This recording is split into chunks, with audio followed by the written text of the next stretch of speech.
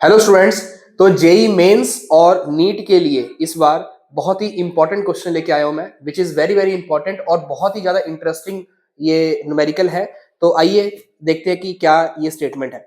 So an object of mass capital M on the top of the two identical poles of height h, if the distance between both the poles is capital L, find the tensions in the string if the mass is attached at the middle of the string।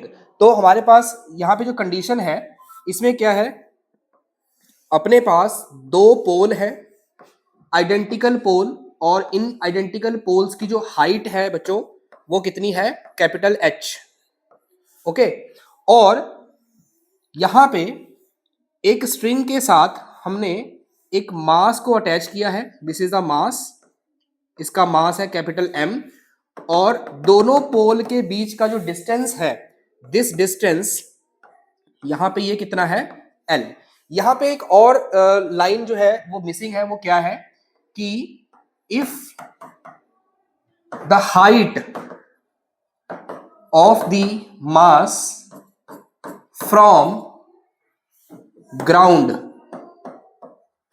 Is small H, height of the mass from the ground is small H, ये भी आपको question के अंदर given है। तो means ये वाली height जो है वो स्मॉल एच है, तो ये वाली हाइट कितनी हो जाएगी, ये वाली हाइट कितनी हो जाएगी आप, that is H minus H. इतनी बात क्लियर है बच्चों। अब हमने क्या फाइंड करना है, हमने इस स्ट्रिंग के ऊपर कितना टेंशन एक्ट कर रहा है, the tension we need to calculate. तो टेंशन हम मान लेते हैं कैपिटल टी। अब क्योंकि ये जो मास है वो इस स्ट्रिंग के बिल्कुल सेंटर में, बिल्कुल मिडल में अटैच है, तो इसलिए दोनों स्ट्रिंग की जो टेंशन होगी वो क्या होगी, सेम होगी। तो अगर मैं यहां पे बच्चों एक ट्राइंगल कंसीडर करूं, this is a right angle triangle, तो ये वाला जो एंगल होगा दैट इज सपोज थीटा, तो ये वाला एंगल भी कितना हो जाएगा बच्चों, सेम एंगल हो जाएगा थीटा। क्यों, क्योंकि जो बॉडी है, जो मास है, वो इस स्ट्रिंग के बिल्कुल सेंटर से अटैच किया हुआ है। ओके, तो these two angles are theta. अच्छा, अब क्योंकि ये बिल्कुल सेंटर से है तो और टोटल लेंथ एल है, तो ये लेंथ एल बाई टू, ये लेंथ भी एल बाई टू, ये लेंथ एल बाई टू हो जाएगी। तो यहां पे हमने क्या करना है, टेंशन फाइंड करने के लिए हम यहां पे एक कॉन्सेप्ट है that is Lami's theorem, Lami theorem का इस्तेमाल करेंगे, लेमीज थ्योरम। तो पहले मैं आपको बता दूं कि what is Lami theorem. Basically Lami theorem है क्या, मान लो बच्चों कि आपके पास एक पॉइंट पे तीन फोर्सेस जो कि कॉन्करेंट फोर्सेस है। कॉन्करेंट फोर्सेस का मतलब क्या होता है, the forces which are acting at a single point. तो हमने मान लिया कि हमारे पास ये तीन फोर्सेस हैं, F1, F2 एंड F3, और दो फोर्सेस के बीच का जो एंगल है वो अल्फा, बीटा और गामा आपको गिवन है। तो लेमी थ्योरम क्या कहता है कि अगर मैं ये F1 फोर्स निकालना चाहता हूं तो इसके प्रपोर्शन में कौन सा एंगल लूंगा, the angle between other two forces, that is sine of beta. इसी तरह अगर मैं F2 फोर्स फाइंड करना चाहता हूं तो F2 फोर्स के लिए मैं कौन सा एंगल लूंगा, the angle between these two forces, sine of angle gamma. इसी तरह F3 फोर्स के लिए कौन सा एंगल लेंगे, sine of alpha. So this is the basically Lami's theorem. अब इसी थ्योरम का यहां पे इस्तेमाल करेंगे, क्यों, क्योंकि यहां पे आपको दिख रहा है कि this tension, this is another tension force and this is the weight which is mg which is acting vertically downward। ये एक ही पॉइंट पे तीनों फोर्सेस एक्ट कर रहे हैं, तो इसीलिए यहां पे हम लेमी थ्योरम का इस्तेमाल करेंगे। तो लेमी थ्योरम क्या है, यहां पे अगर मैं यहां पे लेमी थ्योरम लगाऊं तो ये लेमी थ्योरम क्या बनेगी, this tension T is equals to this tension T upon this angle, what is this angle, sine 180 minus theta is equals to, this tension is again T upon sine 180 and this force is mg divide by sine this angle sine theta plus theta that is 2 theta।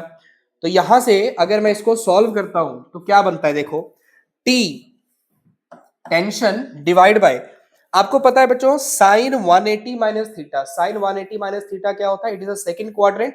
Second quadrant में sine की value, sine of angle की value क्या होती है, positive होती है।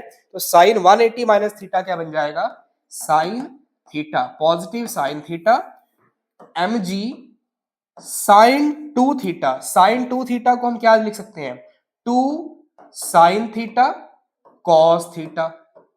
इतनी बात क्लियर है बच्चों।